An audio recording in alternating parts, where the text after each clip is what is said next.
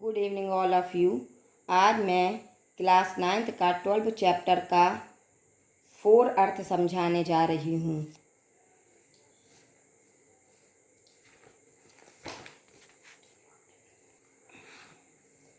काली तू रजनी भी काली, शासन की करनी भी काली, काली लहर कल्पना काली, मेरी काल कोठरी काली, टोपी काली कमली काली, मेरी लो श्रृंखला काली, पहरे की हुकृति की बयाली, तिस पर है गाली ए आली, इस काले संकट सागर पर मरने की मदमाती, कोकिल बोलो तो अपने चमकीले गीतों को क्यों कर हो तैरती, कोकिल बोलो तो। पहले मैं आपको संदर्भ बताने जा रही हूँ। प्रस्तुत पद्यांश हमारी पाठ्य पुस्तक क्षितिज के कैदी और कोकिला नामक पाठ से अवतरित है। इसके कवि माखनलाल चतुर्वेदी हैं। अब मैं आपको प्रसंग बताने जा रही हूँ। इसमें कवि ने ब्रिटिश शासन की काली करतूतों के बारे में वर्णन किया है। अब मैं आपको अर्थ बता रही हूँ। कवि कोयल को संबोधित करके कहता है, हे कोयल, तेरा रंग काला है, काली तू रजनी भी काली। रजनी यानी कि रजनी मीन्स होता रात, और करनी यानी कि करनी मीन्स होता कार। तो कवि कहता है, संबोधित करके कहता है, हे कोयल, तेरा रंग काला है, आज की रात भी गहरी काली है। यानी कि रजनी मीन्स होता है रात, यानी कि तेरे आज की रात भी गहरी काली है। इधर ब्रिटिश शासन की करतूतें भी काली हैं, यानी कि शासन की करनी भी काली, यानी कि ब्रिटिश शासन की करतूतें भी काली हैं और अर्थात अन्यायपूर्ण है। काली लहर कल्पना काली, यानी कि कारागृह में रहते हुए मेरे मन में कई भयंकर कल्पनाएं और भावनाएं भी काली तरंगे उठ रही हैं। यानी कि मैं जब कारागृह में बंदी हूँ तो मेरे मन में कई भयंकर कल्पनाएं और जो भावनाएं आ रही हैं मेरे मन में, वो भी काली तरंगों जैसी ही उठ रही हैं। मेरी काल कोठरी जिसमें मैं बंदी हूँ, काल कोठरी यानी कि जो कारागृह में बंदी है वो भी काले रंग की है। मेरी काल कोठरी जिसमें मैं बंदी हूँ वह भी अंधकारमयी अर्थात काली है। वहाँ भी चारों तरफ अंधेरा ही अंधेरा है और वह भी मुझे काला ही दिखाई दे रहा है। मुझे ओढ़ने के लिए, कमली मीन्स होता कंबल, मुझे ओढ़ने के लिए जो कंबल और टोपी दी गई है उसका रंग भी काला है। मुझे बांधने वाली लोहे की जंजीरें भी काले रंग की हैं और जिसे मुझे बांधा गया है, जिन जंजीरों से मुझे कैद किया गया है, वो भी काले रंग की है। इस काले अंधकारपूर्ण अन्यायपूर्ण वातावरण में पहरेदार की हुकार मुझे सड़पनी के समान डसने वाली लगती है। जब मैं इस अंधकार और अन्यायपूर्ण, चारों तरफ मुझे अंधकार दिखाई दे रहा है और अन्यायपूर्ण वातावरण में चारों तरफ मुझे अन्याय ही अन्याय दिखाई दे रहा है, ऐसे में जो सिपाही पहरा दे रहे हैं उनके मुंह से जो हुकार निकल रही है वो मुझे एक सर्पणी यानी कि सर्प के समान डसने वाली लग रही है। इतना अन्याय होने पर मुझे कारागृह के सिपाहियों द्वारा गालियां सुनने को मिलती हैं और इतना सब कुछ होने के बाद भी जो कारागृह में सिपाही पहरा दे रहे हैं उनके द्वारा मुझे गालियां भी सुनना पड़ती हैं। इस काले, अब वो कहता है कि इस काले संकट सागर पर मरने की मदमाती, कोकिल बोलो तो अपने चमकीले गीतों को क्यों क्यों कर हो तैराती, कोकिल बोलो तो। हे सखी कोयल, कारागृह के संकटपूर्ण समुद्र में तुम क्यों मरने की ठान कर आई हो। अब कवि कह रहा है यहाँ पर कोयल से कि कारागृह के ऊपर संकट ही संकट मंडरा रहा है और इस संकट के समुद्र पर तुम क्यों मरने की ठान कर आई हो। तुम मस्ती से यहाँ गा अवश्य रही हो, किंतु यहाँ तुम्हारे जीवन का कोई भरोसा नहीं है। तुम यहाँ पर मस्ती से कूक जरूर रही हो, लेकिन तुम्हारे जीवन का कोई भरोसा नहीं है कि कब तुम्हें यहाँ पर मार दिया जाए। तुम पर सदा संकट के बादल मंडरा रहे हैं, तुम्हारे चारों तरफ मौत ही मौत दिखाई दे रही है।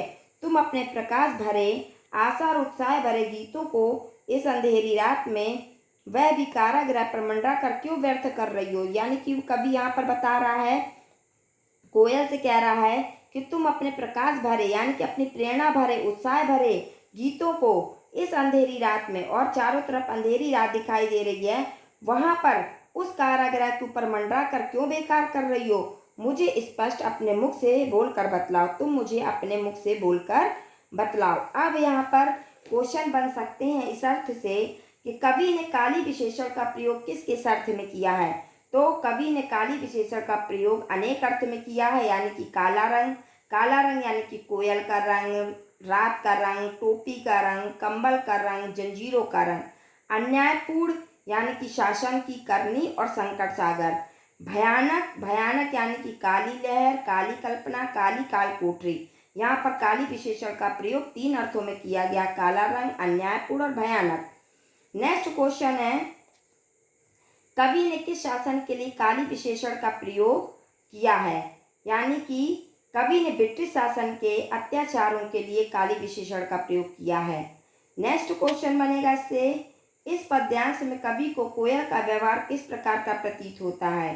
तो यानी इस पद्यांश में कवि को कोयल का व्यवहार प्रेरणापूर्ण प्रतीत होता है, यानी कि कवि को ऐसा लगता है कि जब कोयल ऊपर कूदती है कारागृह में तो वो कवि को प्रेरणा दे रही है, यानी कि कोयल संकट के समय कवि को अपने चमकीले गान सुनाने आई है, यानी कि प्रेरणा भरे गान सुनाने आई है। चमकीले गान निश्चित रूप से स्वतंत्रता के गीत है, यानी कि प्रेरणा भरे गान जो हैं वो निश्चित रूप से स्वतंत्रता के गीत हैं। नेक्स्ट क्वेश्चन है कि कोकिल के स्वर को चमकीले गीत क्यों कहा गया है। तो कोकिल का स्वर प्रेरणामय है, यानी कि प्रेरणा से भरा हुआ है। वह देशभक्ति की भावना से युक्त है, यानी कि वहाँ पर देशभक्ति की भावना दिखाई दे रही है। उसमें ओज और संघर्ष का आह्वान है, इसलिए उसे चमकीले गीत की संज्ञा दी गई है। अनुप्रास का एक उदाहरण दीजिए, यानी कि काली लहर, कल्पना, काली। इसमें का कई बार एक वर्ण की आवृत्ति कई बार हुई है, इसलिए यहाँ पर ये अनुप्रास अलंकार है। रूपक अलंकार यानी कि संकट सागर, यहाँ पर रूपक अलंकार का प्रयोग किया गया है। तुझे मिली हरियाली डाली, मुझे नसीब कोठरी काली, तेरा नभ भर में संचार, मेरा 10 फुट का संसार। तेरे गीत कहावे वाह, रोना भी है मुझे गुनाह, देख विषमता तेरी मेरी, बजा रही 30 पर रणभेरी। इस हुकृति पर अपनी कृति से और क्यों क्या कर दूं, कोकिल बोलो तो मोहन के व्रत पर प्राणों का आशा किसमें भर दूं, कोकिल बोलो तो। नसीब मीन्स होता है प्राप्त, गुनाह यानी कि पाप, विषमता मीन्स अंतर, रणभेरी यानी कि युद्ध का संगीत, कृति मीन्स होता है रचना और व्रत मीन्स संकल्प, आशा यानी कि मदिरा। प्रस्तुत पद्यांश हमारी पाठ पुस्तक क्षितिज के कैदी और कोकिला नामक पाठ से अवतरित है। इसके कवि माखनलाल चतुर्वेदी हैं। अब मैं आपको प्रसंग बताने जा रही हूँ। इसमें कवि ने कोयल के हरियाली पूर्ण डालियाँ प्राप्त और आंगन यानी कि स्वतंत्रता का विचरण करने वाली कोयल के बारे में बताया है। अब मैं आपको अर्थ बताने जा रही हूँ। कवि कहता है, हे कोयल, तुझे बैठने के लिए हरियाली से पूर्ण डालियाँ प्राप्त है, यानी कि तुझे बैठने के लिए चारों तरफ हरियाली डालियाँ मिली हुई हैं।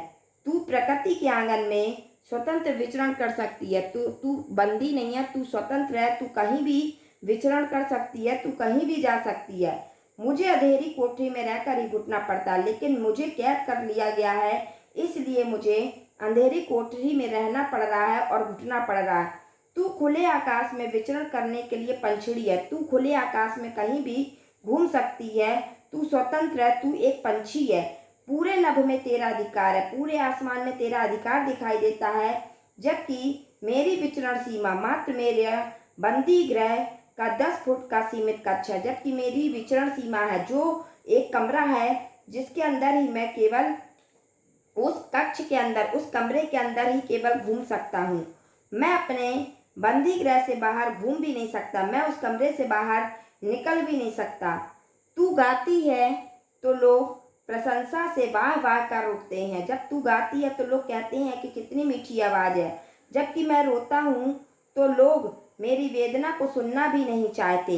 जब मैं रोता हूँ यानी कि जब मेरे आंसू निकलते हैं तो मेरी वेदना को कोई सुनना भी नहीं चाहता। तेरी और मेरी परिस्थिति में बहुत अंतर है, यानी कि तू स्वतंत्र है और मैं बंदी हूँ, तू आज़ाद और मैं कैदी। तू जानते हुए भी युद्ध का संगीत बजा रही है, यानी कि तू जानती है उसके बाद भी तू युद्ध का संगीत बजा रही है। परंतु हे कोकिल, मुझे यह बतला कि तेरी हुकार पर मैं और क्या कर सकता हूँ, तेरी इस आवाज़ पर, तेरी इस वेदना भरी आवाज़ पर मैं और क्या कर सकता हूँ। तेरी प्रेरणा से मैं कारागृह में रह कर अपनी ओजस्वी कविताएं तो रच ही रहा हूँ, यानी कि जब तू कूकती है तो मुझे तेरी आवाज़ से जो प्रेरणा प्राप्त होती है उससे मैं ओजस्वी भरी कविताएं तो लिख ही रहा हूँ। इसके अतिरिक्त मैं और क्या कर सकता हूँ।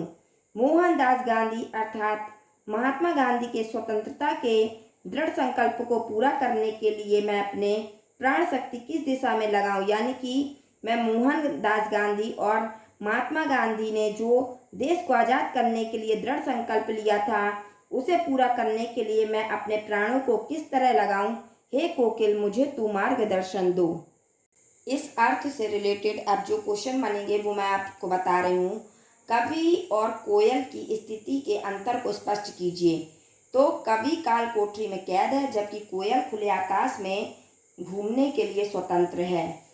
कोयल के गीत और कवि का रोना किस रूप में देखा जाता है। तो कोयल के गीत सुनकर लोग प्रसन्न होते हैं और मुंह में वाह वाह करते हैं। कवि का रोना सुनकर लोगों के मुंह से आह निकल पड़ती है। नेक्स्ट क्वेश्चन है, कोयल की हुंकृति पर कवि क्या करना चाहता है। तो कोयल की हुंकार पर, यानी कि कोयल की एक आवाज़ पर कवि अपने देश की स्वतंत्रता के लिए और भी बलिदान करना चाहता है, यानी कि देश को स्वतंत्र कराने के लिए और लोगों का भी बलिदान करने के लिए तैयार है। नेक्स्ट क्वेश्चन है कि सिद्ध कीजिए कि कवि गांधी जी की प्रेरणा से प्रेरित है। तो कवि ने स्पष्ट पूछा है कि मोहन के व्रत पर प्राणों का आंसू किसमें भर दूं, यानी कि यहाँ आया मोहन गांधी जी के लिए आया है। यहाँ पर मोहन जो आया है वो यहाँ आया मोहन गांधी जी के लिए आया है। ये मोहन के व्रत, यानी मोहन जो शब्द आया है यहाँ पर गांधी जी के लिए आया है। इससे सिद्ध है कि कवि और कविता गांधी जी से प्रेरित है, यानी कि ये कवि और जो कविता है वो गांधी जी से प्रेरित है, यानी कि देश को स्वतंत्र कराने के लिए ही ये कविता बनाई गई है और प्रेरणा दी गई है।